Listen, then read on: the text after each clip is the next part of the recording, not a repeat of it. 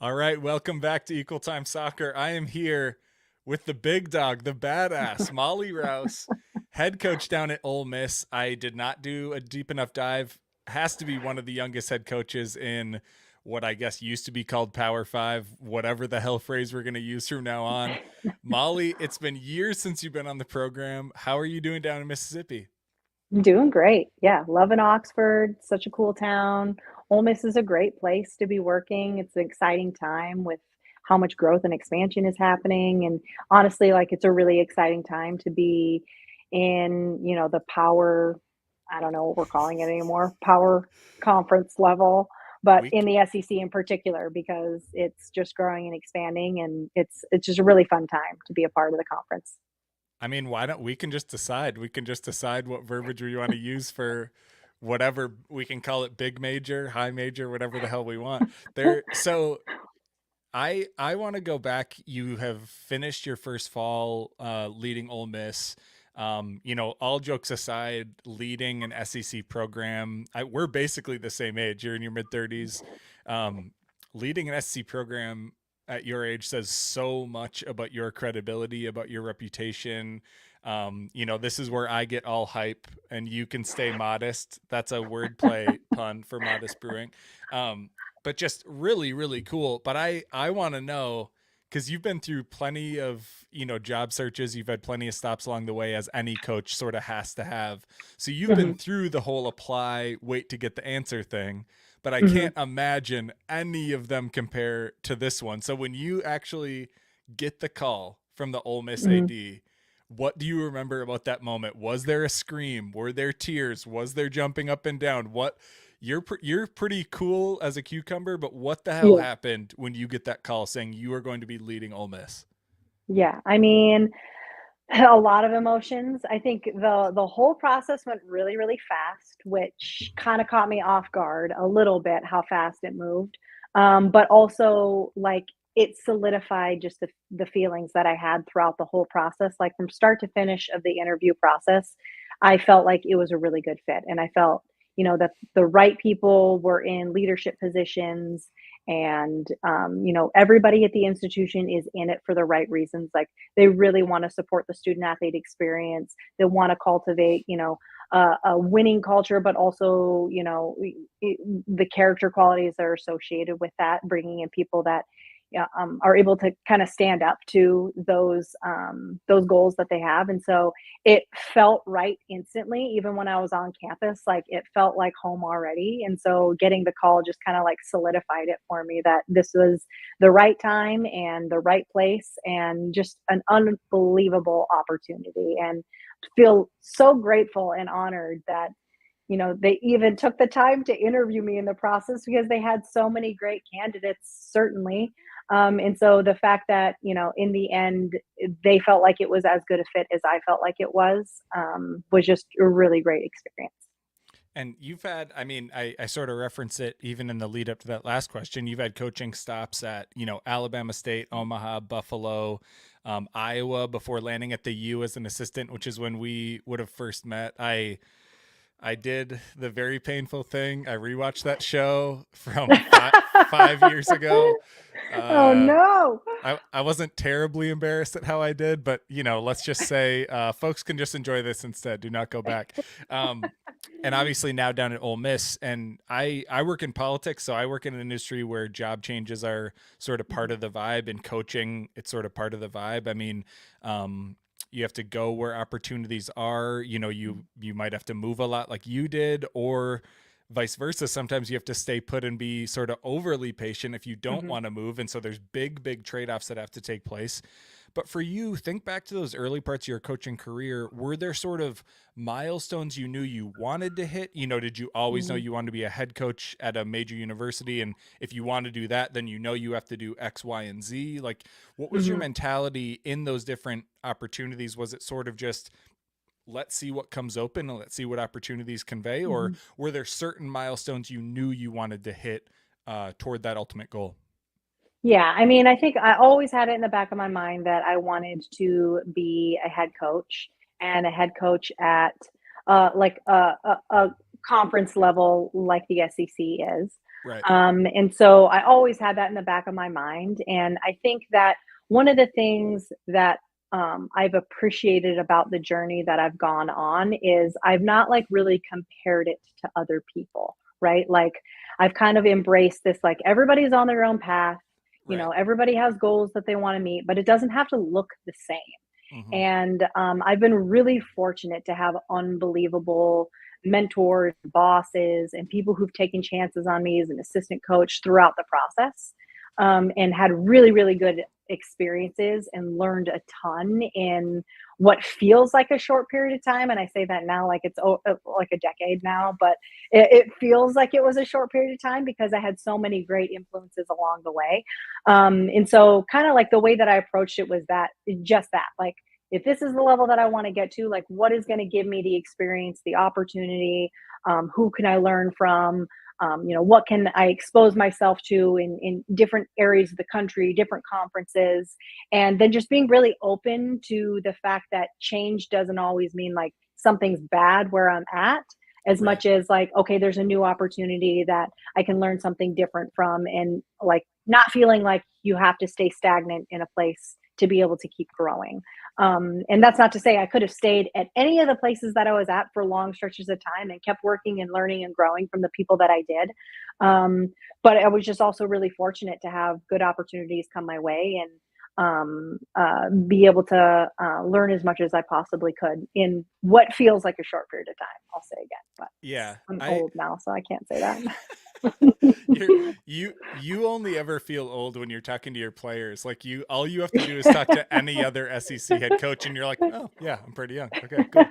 Uh I love that you mentioned the idea that you didn't want to feel the pressure to sort of do a certain Mhm, journey or match a certain journey because I think, to be honest, there just are different ways to work through that coaching career. I mean, mhm, one one path could be the path you took where you find different opportunities, you learn from each, and as mhm, you get head coaching roles and then your reputation levels up, you have that opportunity. The really simple alternative mhm. is you do what you've done up until you land at Minnesota or even at a place like Iowa, and then you really just sort of decide to quote unquote get patient and Yeah, just yeah, stick there and try and yeah, become sort of the heir apparent. I mean, those are very roughly two of the yeah. types of coaching things, but the truth is no coach really knows that if they No, become that quote unquote coach in waiting, they get it. And yeah, also, you don't know when coaches are going to retire or move on. I mean, yeah. it's certain coaches spend their entire rest of their careers by the time they land that spot. Folks that have been at Ohio State or Penn State, Mhm, like these places mhm, where these really, really impressive women, like they get at the helm, or even in Wisconsin, you get these women and men too, like you get these coaches, and it's like it's not measured in years, it's measured in decades. And mhm. so Yeah, yeah, when you're so young, you're like, well, I love Minnesota. It'd be great to stay at Minnesota. Also, yeah. what if the random chance of like either Steph is here for 30 years or Mhm, a new person comes in and they go with someone like Aaron, even though I was yeah, here, you never know. yeah. And so I appreciate that of like, there's no wrong. I don't think there's any real No. wrong way to do it. It just, but I'm sure you sort of feel that pressure. And even aside from the roles you take, like the coaching jobs you take, there's also so many different roles that coaches have to play, Mhm, not to be so reductive into saying like good cop, bad cop type stuff, but there really are elements of that of sort of who on the staff maybe is more of a builder and a supporting and really building people mhm, up, who has to be the firm sort of no, this mhm. is our culture. And you can play multiple roles, but for you, did you naturally play certain roles as an assistant versus now as a head coach, or have you always played similar roles and then now that you're a head coach you have to bring people in around you that have Mhm. complementary strengths and skill sets? Yeah. I think that that is one of the benefits of being in so many different programs that I, have had because I played different roles for different programs, right? Maybe a more like administrative for some programs, maybe more like that, like relationship builder in some programs, maybe like being taking the lead a little bit more on the field in terms of training and, helping us, like team tactics. So every step along the way, I have been able to have a little bit different role. And ultimately, what it feels like is I've been really prepared for this moment and not just this moment, like the moment I had before here at Utah Tech and, being able to take over that program as well. Like I felt really prepared for it to know like, okay, these are the important pieces of your performance environment. These are the people that you need in certain roles to be able to lead different elements of it. And then feeling really confident in, being able to place people in those roles. And I think one of the things that recently I've been thinking a lot about is to be a head coach doesn't mean that you have to be the best at everything. Like, actually, very few coaches are the absolute best person at everything. And if they say that, like, good for them, but they're probably lying, and that's okay. Um, and that or doesn't mean that you're or not good at everything. You can they're be good at lying everything. they're lying or they're very unaware. Yeah, yeah. Well, either way, you can be good at everything, but to be the best at everything seems fairly impossible, right? And so part of being the person in charge is, can you identify who can be the best in different areas of the performance environment and really empower them in those roles, and not getting hung up on, like, I don't know, maybe the insecurity, or like, what does this look like to the players if, like, I'm not the one always taking the lead on this or that, and just being really confident. Like, I know what my lane is in our environment that I'm really, really good at. And I know what the lanes are that our assistant coaches are really, really good at as well. And everybody excels in their role, and everyone supports each other in their role too. Like, we try not to get hung up on, like, okay, like, you're in charge of this and you're in charge of that, and one of those is more important. Like, they're all important. Like, in order Mhm. for us to be a sustainable, competitive environment, everybody needs to be the best at what they get assigned, and no one thing is more important. So I definitely feel like I had the opportunity to be able to learn that along the way, because I got put in different roles as an assistant coach and got to see value and how that played out and impacting the environment. And so that feels like I've been prepared for that moment. Well, and you've been through it. Now you have that appreciation of sort of, you're not supposed to be the best at everything. Yeah. And on the inverse, you've been in the situation where you had to cover a base that just had to be covered, whether you were good at it, whether it drained you or energized you, because frankly, just someone has to, at a small program, coaches are doing the operation stuff. Yeah.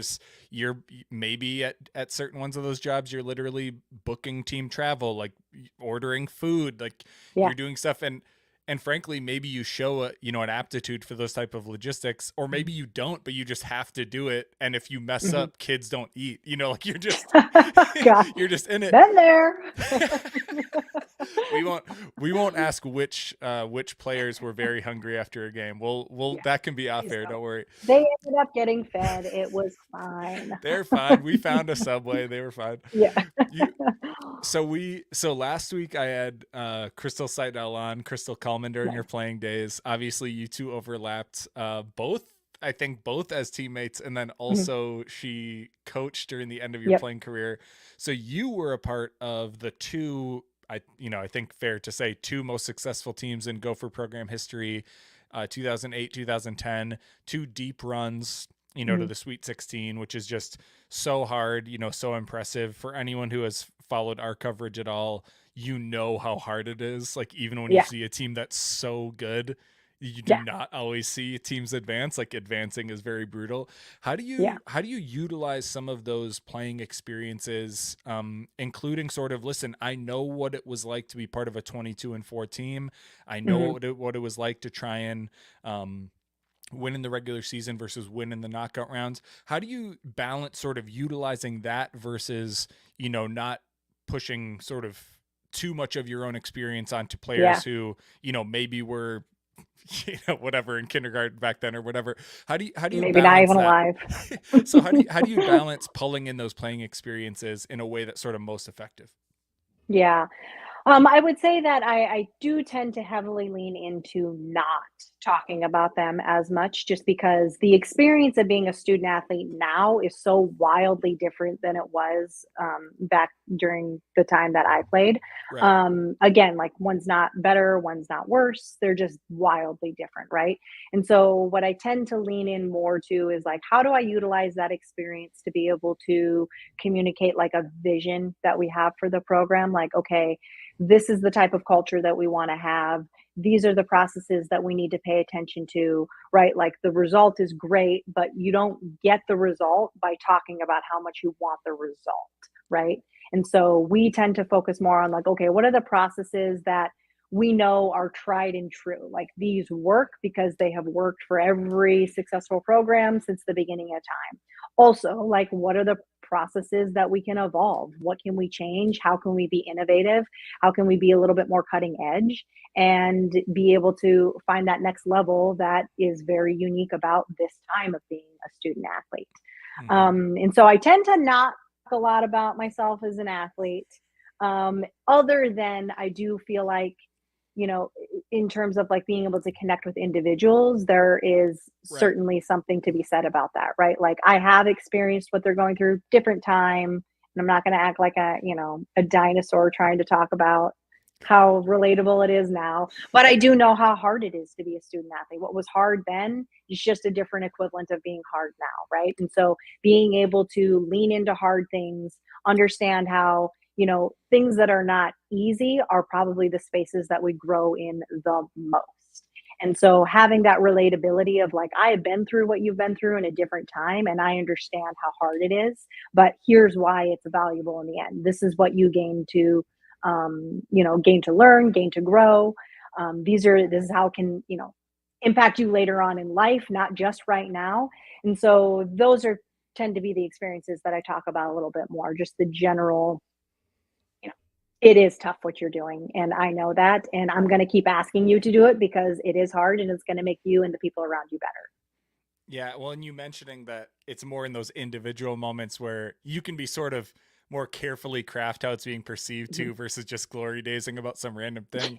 And No one cares. there, No, well, certainly not these student athletes. They don't but care. And that's your fine. your players now are also like, where's Minnesota? And Yeah. and but I am interested in those individual moments. So I believe you started at Minnesota as a walk on, which I don't know I Mhm. fully appreciated, which is just super rad. I mean, like unbelievably rad. I also think I don't know if I've repeated it enough. I still don't know if our followers or people fully appreciate that, in D1 women's college soccer, whether it's the SEC, the Summit League, the Horizon League, Big Ten, there are only 14 scholarships. So any Mhm. team you follow, any team you watch, if you watch UNC, if you're watching Maddie Deline and UNC in the tournament, if you're watching Penn State and Caitlin McBean, if you're watching Minnesota, if you're watching Ole Miss, if you're watching St. Thomas, each of those teams only has 14 scholarships to spend to Mhm. split up. And spoiler alert, there's more than 14 players on a team. So there are a lot of players on these rosters who are either quote unquote low scholarship or walk on, Mhm. no scholarship, even at very, very, very resource D1 programs. That is the nature of the Mhm. rules. That is a Mhm. fact. And so I'm curious for you when you're talking to players individually or even honestly recruits, I'm curious if your personal experience of having to go through that grind of I wasn't getting these offers. Like I wasn't, Mhm. every part of that walk-on experience, do you think that helps you be more impactful in some of those small individual moments where you have to help a player sort of unlock a different perspective of like, I know it feels like this, but I'm Mhm. telling you it can be that. Do you feel like you have some of that impact because of those experiences you had?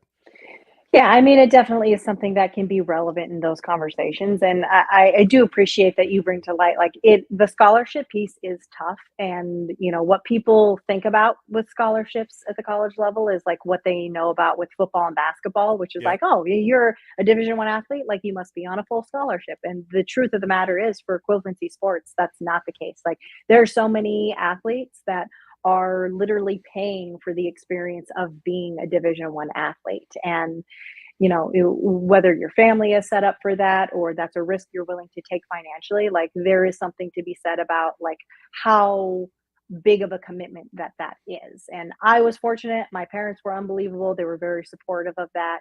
And then I was also fortunate to get recognized for the work that I put into it and the impact that I had, and I ended up earning a scholarship in the long run. So Right, the right. the space that I tend to talk about the most is that experience. Like this is just the way it is right now. That doesn't mean it's always the way it's going to be.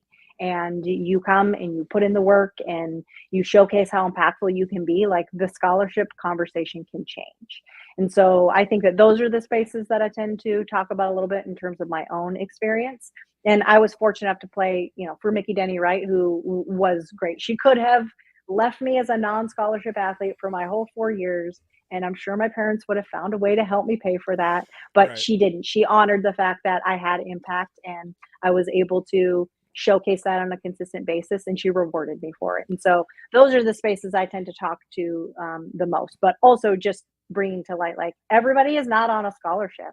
And right now, especially in like the NIL conversation and how much money there is, we tend to talk about the experience in terms of like what the totality of it is, Right. right? Like, this is what it costs to be a student, but these are also all the extra benefits that you're going to get as a student athlete and what that amounts to as well. So really, when you're looking at it, like, these experiences are like massive for what you're spending on them, but also like what you're getting out of it as well.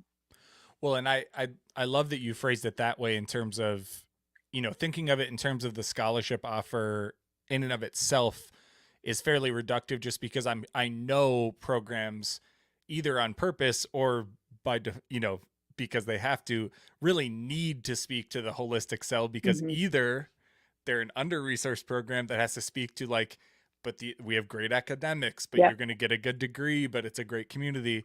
Or you're a very resource program and you're like, I know we can't offer you 100% like each Yeah. year, but you're Yeah. like, we have the supports for you. We have the meals, we Yeah. have the academic advisor. As an athlete, you have more academic support, blah, blah, blah.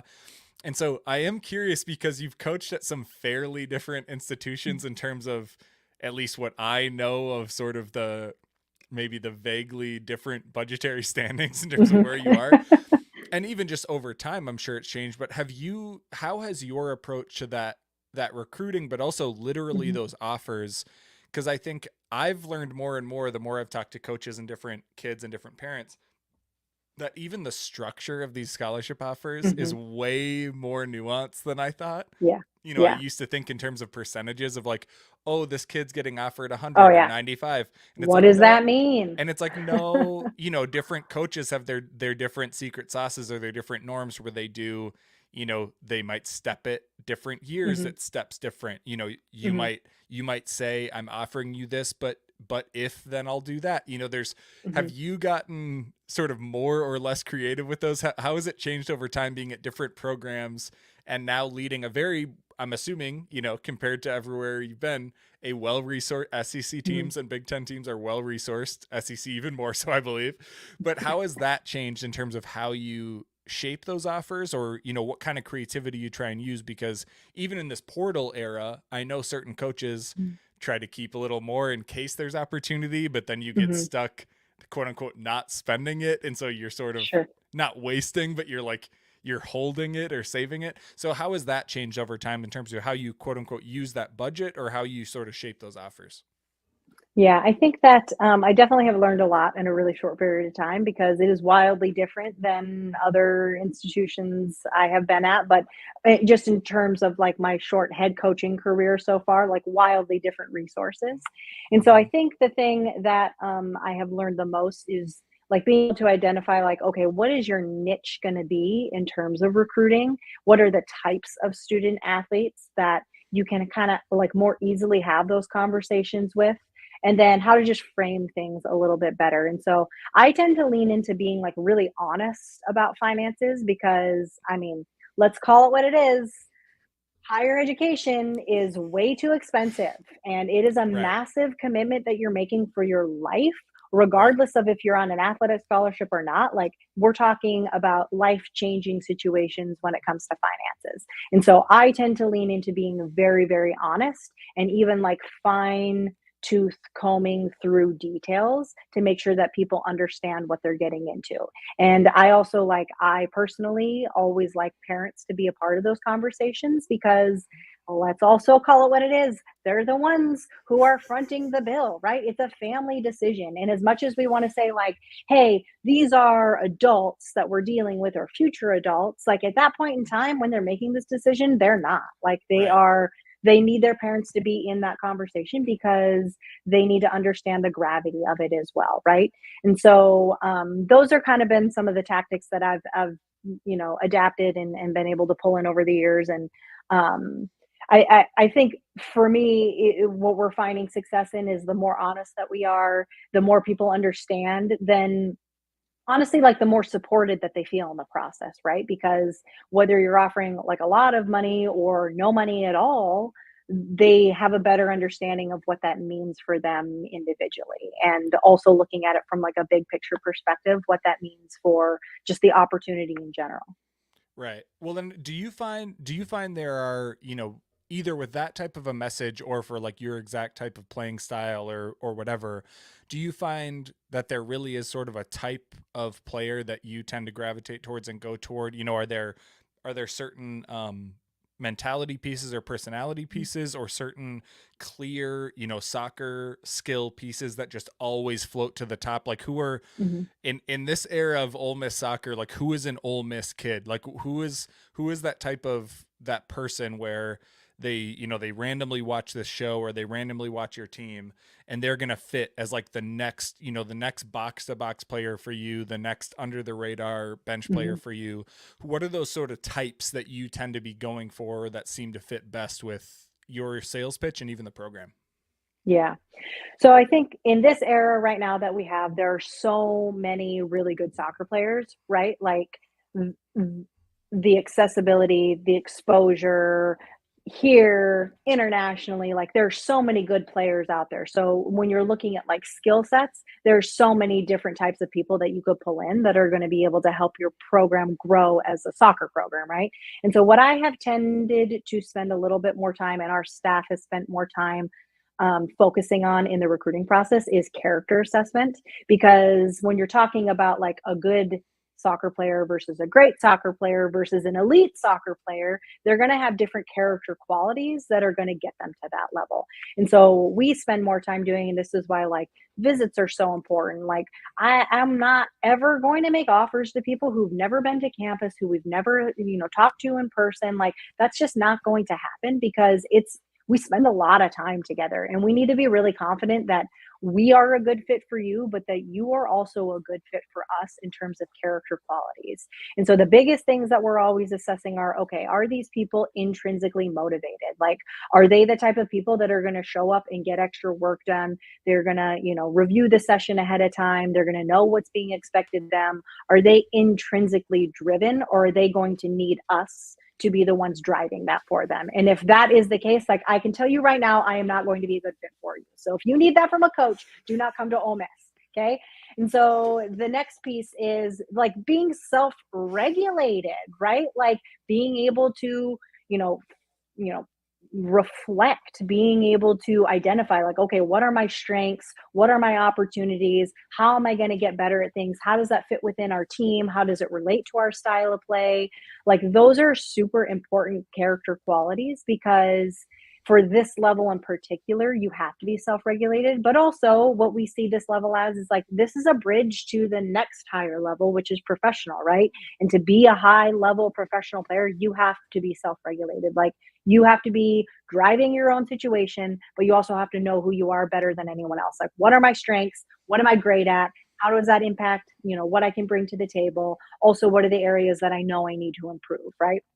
Women are always super great at talking about all the things they can be better at, but something we focus on more is, what are your strengths? Like, how are you positively impacting our environment consistently? And then the next piece that we talk about the most is like, are you a person who is like a team first individual? And I think at this level in particular, that's a hard balancing act because there is so much attention on individuals, right? Like awards and, who's getting recognized. And like, you could very easily be like, it's all about me. But the truth of the matter is we're in a team sport. And in order for us to be a sustainably successful program, we need to have people who understand that, like, on this day, this is my role with the team, and I'm going to be great at that. And tomorrow, my role might be different. and I need to care about the team's success more than my own individual situation. Mhm. And so those would be like the main character qualities that we're looking for. Are you intrinsically motivated? Are you self regulated? And can you put the team first while also knowing, like, what do I need to do to maximize my own performance? Nice. Molly, man, I wish I was young enough and actually talented enough to go fire it up and come down there and compete for you. You got me ready. I'm ready to go hottie toddy. Am I saying it right? Hotty toddy. Hottie Yes, toddy. you Let's look like you go. got rebel blood. Yeah, for sure. Yeah, this random Slovak from the Eastern Bloc looks southern as hell for sure. They well we I cannot wait for that pipeline of self-motivated team first Minnesotans to head down to Oxford, just south of Memphis. Nice pocket down there in Mississippi. I can't wait for all Yep. these northerners to go down there and do training camp down in August. Molly Rouse, head coach at Ole Miss, just an absolute big time Minnesota soccer presence. So happy to see you succeeding down the SEC. Thanks so much for joining us. Yeah, thanks so much, Matt.